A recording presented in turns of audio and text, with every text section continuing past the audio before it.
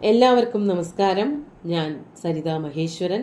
ഇന്ന് ശ്രീകൃഷ്ണവിലാസ മഹാകാവ്യത്തിന്റെ 7ാമത്തെ സർഗത്തിലെ 39ഉം 40ഉം ശ്ലോകങ്ങളാണ് നമ്മൾ പഠിക്കാൻ പോണത്.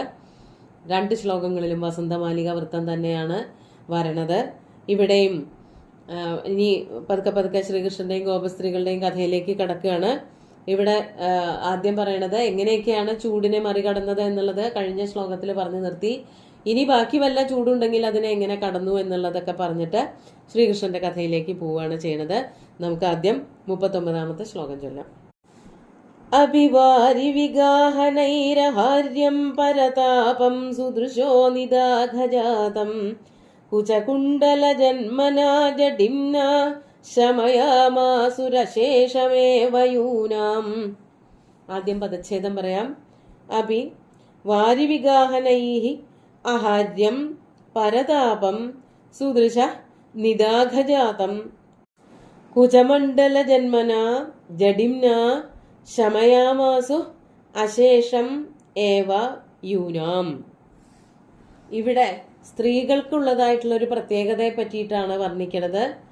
അതായത് ശരീരത്തിൽ ആസകലം ചൂടുണ്ട് എങ്കിലും സ്ത്രീകളുടെ ചില ശരീരഭാഗങ്ങളില് ചൂട് കുറവാണ് എന്നുള്ളത് കാമശാസ്ത്രപ്രകാരം സാമുദ്രിക ശാസ്ത്രപ്രകാരം ഒക്കെ പറഞ്ഞു വച്ചിട്ടുണ്ട് അത്രേ. അതിനെ പറ്റിയിട്ടാണ് ഇവിടെ പറയണത്.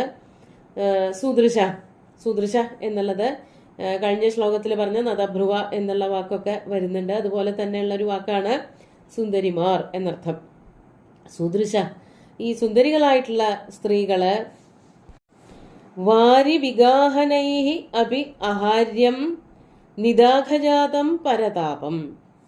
വാരി വിഗാഹനൈഹി അഭി അഹാര്യം. വാരി വിഗാഹനം എന്ന് പറഞ്ഞാല് വെള്ളത്തിലുള്ള കുളി.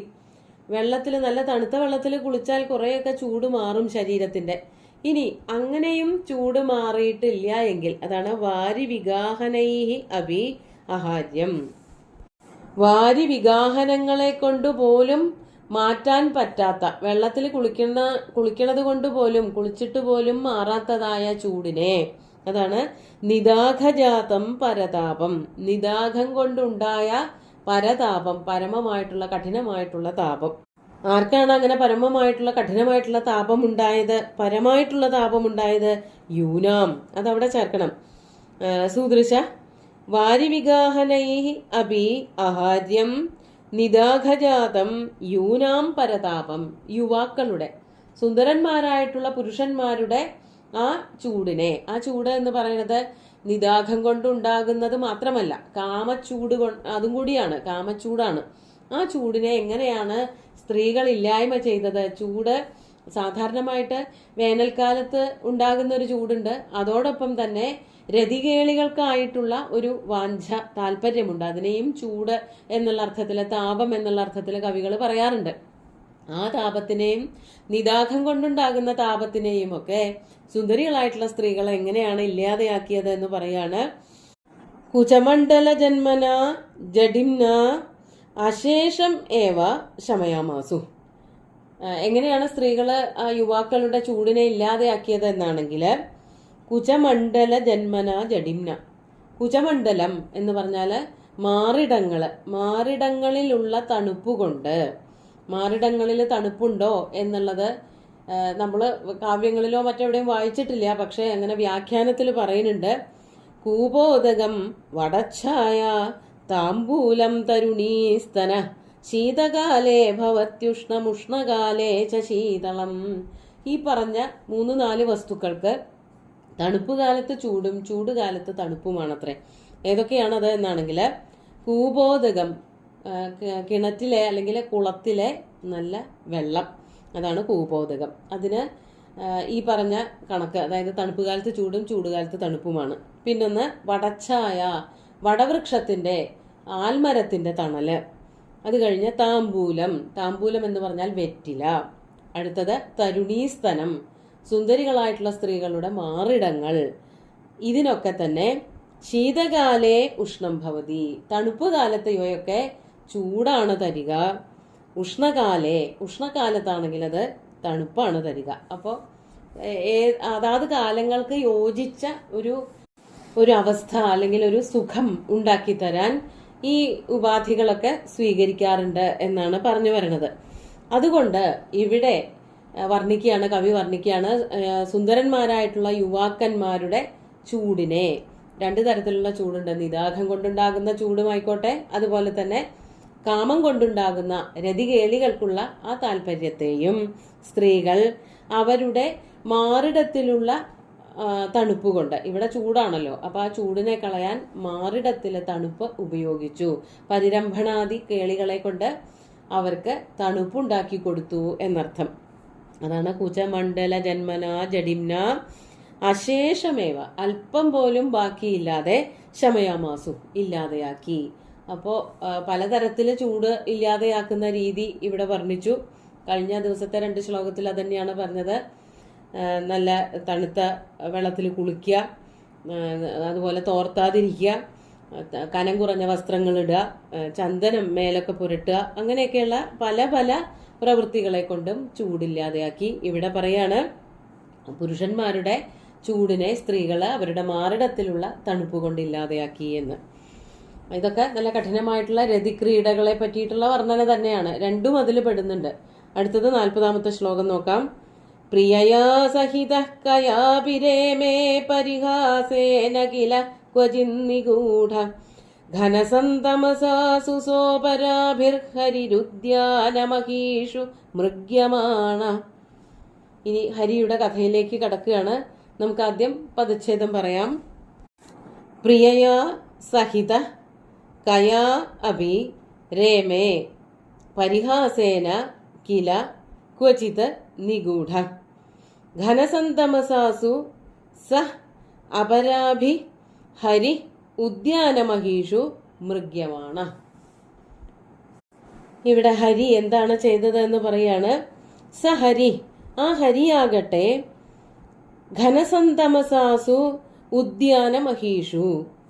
ഘനസന്തമസാസു, ഘനം എന്ന് പറഞ്ഞാൽ കട്ടിയുള്ള, നല്ല നിബിഡമായിട്ടുള്ള. സന്തമസാസു, സന്തമസാനി വിശ്വക് തമാംസി യാസു. സന്തമസാനി എന്ന് പറഞ്ഞാൽ ചുറ്റും നല്ല കൂരിരുട്ടുള്ള സ്ഥലങ്ങൾ എന്നർത്ഥം. അങ്ങനെയുള്ളതായ ഉദ്യാനമഹീഷു, ഉദ്യാന സ്ഥലങ്ങളിൽ, അതായത് നല്ല മരങ്ങളൊക്കെ നന്നായി നിൽക്കുന്ന, അതുപോലെ തന്നെ പൂക്കളൊക്കെ വിടർന്നു നിൽക്കുന്ന പ്രദേശങ്ങള്, ഈ കാളിന്തി നദിയുടെ തീരത്തുള്ളതായ ഉദ്യാന പ്രദേശങ്ങള്, അവിടെയൊക്കെ തന്നെ. അതാണ് ഘനസന്തമസാസു ഉദ്യാനമഹീഷു. ആ ഉദ്യാനങ്ങളിലൊക്കെ ചുറ്റി നടന്നുകൊണ്ട് ഭഗവാൻ എന്താ ചെയ്തതെന്നാണെങ്കിൽ കയാ പ്രിയയാ അഭി, ആ കൂട്ടത്തില്, ഗോപസ്ത്രീകളുടെ കൂട്ടത്തില് ഏതോ ഒരു ഗോപസ്ത്രീയോട് കൂടിയിട്ട്, കയാ അഭിപ്രിയയാ സഹിത, ഇവിടെ പേരൊന്നും പറയുന്നില്ല, ഏതോ ഒരു ഗോപസ്ത്രീയോട് കൂടിയിട്ട്, പരിഹാസേന കില, തമാശയായിട്ട് അവരെ ഒന്ന് ചെറുതായിട്ട് പറ്റിക്കാൻ വേണ്ടിയിട്ട് കളിച്ചുകൊണ്ടിരിക്കുകയാണ്. അതാണ് പരിഹാസേന കില ക്വചിൻ നിഗൂഢ സ്ഥിത. എവിടെയോ ചില ദിക്കില് ഒളിച്ചൊക്കെ നിന്നു ഇവരെ പറ്റിക്കാൻ വേണ്ടിയിട്ട്. ഇവരുടെ കൂട്ടത്തിലൊക്കെ നടക്കുക, ചില സമയത്ത് ഓരോ കളികൾ കളിക്കുക. ഇവരുടെ കൂട്ടത്തിൽ നടക്കണതിന്റെ ഒപ്പം തന്നെ ചിലപ്പോൾ പെട്ടെന്ന് ഒരുവളുമായിട്ട് കൂട്ടുകൂടി അവളുമായിട്ട് തല്ലുകൂടുക, അതുപോലെ ഓരോന്ന് വർത്തമാനങ്ങളൊക്കെ പറയാ. ചില സമയത്ത് പോയി ഒളിച്ചു നിൽക്കുക. അതാണ് ക്വചിത് നിഗൂഢ. എവിടെയൊക്കെയോ ചില സ്ഥലത്ത് കുത്രജിത്, അവിടെ പോയിട്ട് മരത്തിന്റെ പിന്നിലോ പാറയുടെ പിന്നിലോ ഒക്കെ ആയിട്ട് നിഗൂഢ, ഒളിച്ചു നിൽക്കലുണ്ടായി. നിലീയ സ്ഥിത, അങ്ങനെ ഒരുവളോട് കൂടിയിട്ട് അങ്ങനെയാണ് കളിച്ചത്. ഇനി മറ്റൊരാളോട് കൂടിയിട്ടോ, അപരാഭി, മറ്റൊരുവളോട് കൂടിയിട്ട്, അപര എന്ന് പറഞ്ഞാൽ മറ്റൊരു ഗോപസ്ത്രീ, അവളോട് കൂടിയിട്ട് മൃഗ്യമാണ് സൻ രേമേ, മൃഗ്യമാണ് സൻ, അതായത് അന്വേഷിച്ചുകൊണ്ട് അങ്ങനെയും കളിച്ചു. അപ്പോൾ ഒരു ഗോപസ്ത്രീയോട് കൂടിയിട്ട് ഒളിച്ചു കളിച്ചു, എന്നിട്ട് അവളോട് അവിടെ എണ്ണാൻ പറഞ്ഞിട്ട്, അങ്ങനെയാണല്ലോ സാധാരണ നമ്മൾ ഒളിച്ചു കളി നടത്താറുള്ളത്. ഒരാൾ അവിടെ നിന്ന് എണ്ണും, മറ്റാൾ പോയി ഒളിക്കും. അങ്ങനെ പോയി ഒളിച്ചു നിന്ന് അങ്ങനെ കളിച്ചു. വേറൊരു സമയത്ത് ഒരു ഗോപസ്ത്രീ ഒളിച്ചു നിന്നപ്പോൾ അവളെ കണ്ടുപിടിക്കാൻ വേണ്ടിയിട്ട് മറ്റൊരു ഗോപസ്ത്രീയോട് കൂടെ കളിച്ചു. അവരുടെ കൂടെ കൂടിയിട്ട് അന്വേഷിക്കാൻ വേണ്ടി പുറപ്പെട്ടു. അങ്ങനെ കൂട്ടത്തിലുള്ള എല്ലാ ഗോപസ്ത്രീകളെയും സന്തോഷിപ്പിച്ചുകൊണ്ട് ഒളിച്ചുകളി, അതുപോലെ തന്നെ പലതരത്തിലുള്ള കയ്യിലടിച്ച് ഓടിക്കളിയോ അങ്ങനെയൊക്കെ പലതരത്തിലുള്ള കളികൾ കളിച്ചിട്ട് എല്ലാ ഗോപസ്ത്രീകളെയും രമിപ്പിച്ചുകൊണ്ട് ഉദ്യാനത്തിൽ നല്ല ഇരുട്ടുള്ള, കട്ടികൂടിയ ഇരുട്ടുള്ള, അതുപോലെ തന്നെ പുഴയുടെ തീരത്തൊക്കെ ഉള്ളതായ ഭംഗിയുള്ള ഉദ്യാന പ്രദേശങ്ങളില് ഹരിയും ശ്രീഹരിയും കൂട്ടുകാരും ഗോപസ്ത്രീകളും കളിച്ചു എന്നാണ് ഇവിടെ കവി വർണ്ണിക്കുന്നത്.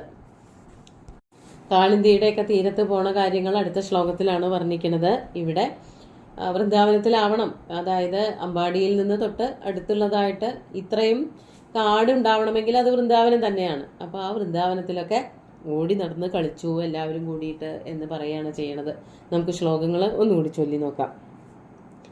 അപിവാരി വിഗാഹനൈരാര്യം പരതാപം സുദൃശോ നിദാഘജാതം കുചമണ്ഡല ജന്മനാ ജഡിംന ശമയാമാസുരശേഷമേവ യൂനാം പ്രിയയാ സഹിതഃ കയാപിരേമേ പരിഹാസേന കില ക്വചിന്നിഗൂഢ ഘനസന്തമസാസു സോപരാഭിർഹരിരുദ്യാനമഹീഷു മൃഗ്യമാണ.